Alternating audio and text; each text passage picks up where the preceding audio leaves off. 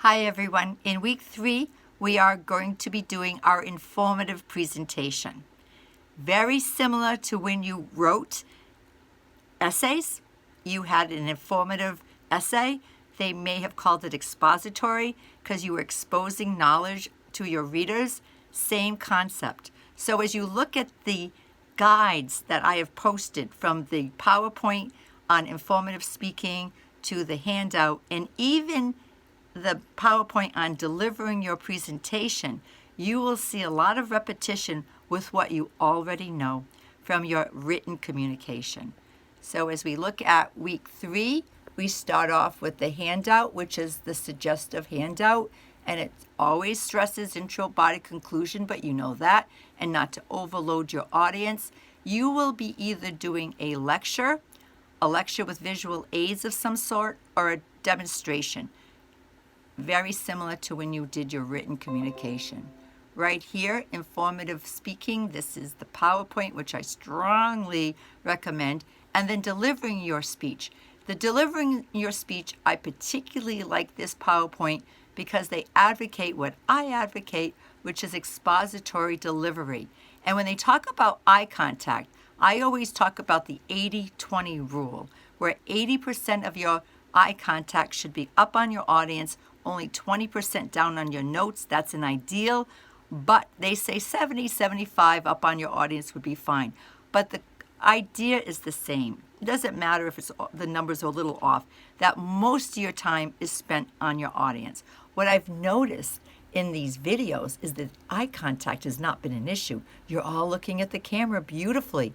But remember that when you go into a face-to-face event, that you're trying to get your notes to work for you so you can spend more time looking at your audience. Right here is the voice thread. Once again, the instructions are the same. Press save and submit. To see all the videos, press student gallery. If you do not see your video in the gallery, that means something went a little wrong. Please call the Site Lab. I've given you the number more than once, so I don't need to repeat it. I'm sure it's on the syllabus as well. But call them, because if it's not in the student gallery, I don't see it either. And then here, this is something new, which I'll get to in one moment. That's the critique for the in the news speeches from last week. This is one of our discussion boards, the 110 techniques of communication and public speaking, and this one's 7 tips to overcome fear of public speaking discussion board, and this one about being mindful, with good breathing, and to help to manage any anxiety so you can be in the moment. And this right here is about the Duchenne smile, which is a little background information that comes from this video right up here. But right to the journal. Okay. The journal, as promised, follows the presentations from the In the News, Informative, Persuasive, and Personal Experience Brief Opinion. The following week, you will be giving me feedback on how you felt about some of your peers. This does not mean that you are critiquing them to find flaws. You are critiquing to appreciate what they have done. So usually students select other students that they were impressed by in one way or another. So you see there's 4 different questions here that are like prompts, and it says, please select 3 of your classmates in the news presentations to critique. And that comes from the week before. Now, your peers are never going to see your critique, because this is not an assignment for your peers to see. This is an assignment for you to be the teacher, for you, as they say, to teach twice. And when you start evaluating others, I did the same exercise when I taught English 101. You start to see more of what it goes into to be a better speaker yourself. So there's 4 prompts here. Does the speaker make the audience feel part of the presentation? Then you have to think, well, how would you do that? I always think it's about good voice quality from the very beginning, good eye contact, clear introduction, right? That's just what I think. You could add something else. Does the speaker's posture exude confidence? Or are they all slumped up? Or are they confidently sitting up? I think most of our students are confidently sitting up, so that's great. One area I truly enjoyed the presentation. You can talk about the topic and something that you gained from it. And if you think there's any possible area for improvement, and that's not critiquing to say that you know better, but sometimes you might think, gee, they might have showed a picture at that point, like showed us a photo of somebody, or I wish they had spent a little bit more time in an area because I was interested. So this improvement word goes with in quotes. It doesn't mean that it's really valid. It's just something that you might like to have seen happen. And that's really for you, because every time you do a presentation, when you evaluate yourself, there's always this sense that maybe there was something a little bit differently. So next week, let's see if I can do this without, no, I didn't do it right. I'll go back to me. But next week, you're going to be doing an informative presentation. Follow the guidelines on the handouts. I just watched the In the News presentations that that came in today. So far, this is Sunday afternoon. Not everyone has posted yet. And I know you have until tonight, so you're not late. But everyone has done a great job. You know, they're all looking at your audience. You're all picking genuine topics. And you can revisit those In the News topics. That's what's so cool about listening to everyone's presentations in the student gallery. No, you do not have to post a comment to each presentation, but you might be motivated to. It's just like being in the classroom. When a student presents, it's not unusual that maybe 1, 2, 3 students raise their hand to comment. Comments like, I liked your topic, or I agree with you, or ask a question.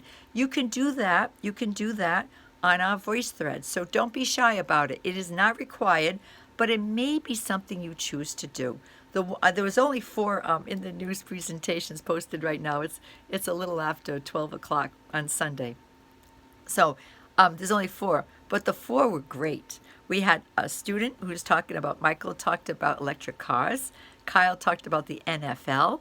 Nicole was talking about donations, and specifically about Vera Bradley, which is a huge company, and how donations are a big part. And then Brianna talked about that horrible tragedy at that concert in Texas, right? And she really had a lot of passion about it. Now, those students who presented on those topics, they could revisit those topics for their informative speech if they want to build on what they just spoke about in the news, but they don't have to. Also, you could build on those. You might listen to electric cars and say, I'm going to do my informative speech on electric car. We have an electric car. Maybe you go out in your driveway and you show us pictures of your car, show us how it works, why you picked it, that sort of thing.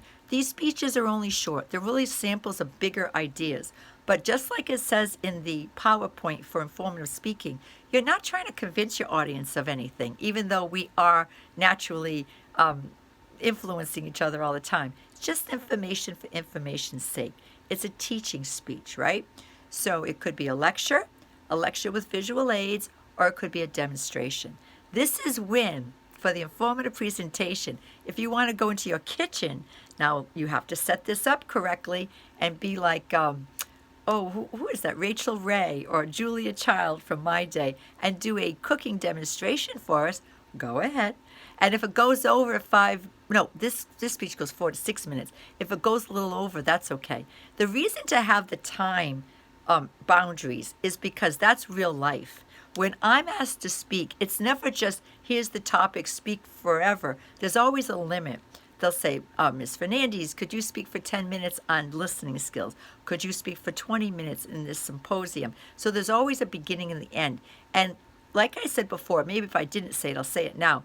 When you're writing something, it's a visual, right? You need to write a 5-page essay or a 2-page essay. You can see it. You know, okay, here's the introduction, paragraph for that. Body takes up most of the space in your essay, and then your conclusion, maybe 1 paragraph.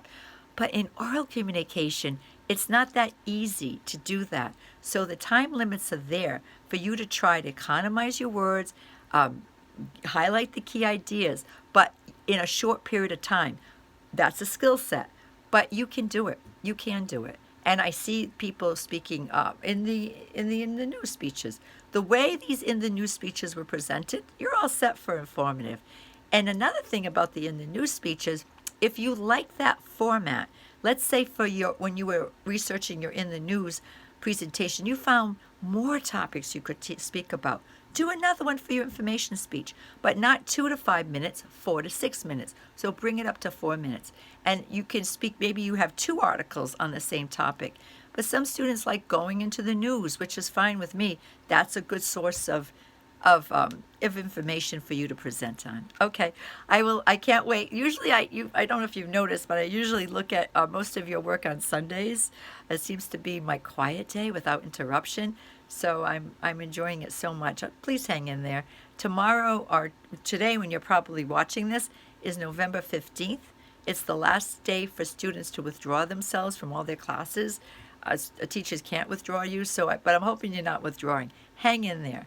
And when you do listen, I did say you do not have to, for the journal, you only have to select 3 of your peers. And each journal entry could be just a paragraph. So in one journal entry, you could have 1 paragraph, 2 paragraph, 3 paragraphs, post it, and that's your entire journal. That's fine. Okay. All right. I don't think I was clear about that. But when you're listening to a lot of presentations, like, picture yourself sitting in the classroom, one presentation after another, it's contagious. You start to feel like, hey, I could get up there and speak too. You enjoy each other's choices, their energy, their personalities. So it's a great thing. You don't know if they did the power move, like Amy Cuddy said, to get their energy going. They're going to fake it until they become it. But you can really, really appreciate all the efforts. So even though the journal says 3 peers to watch and evaluate, critique, you watch all of them. They're there for you.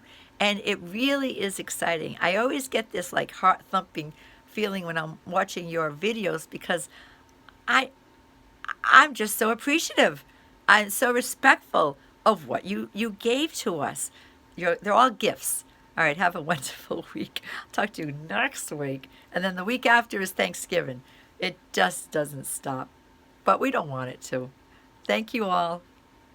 I'm closing this off. I'm looking at our course over here, and I'm forgetting that you're right here.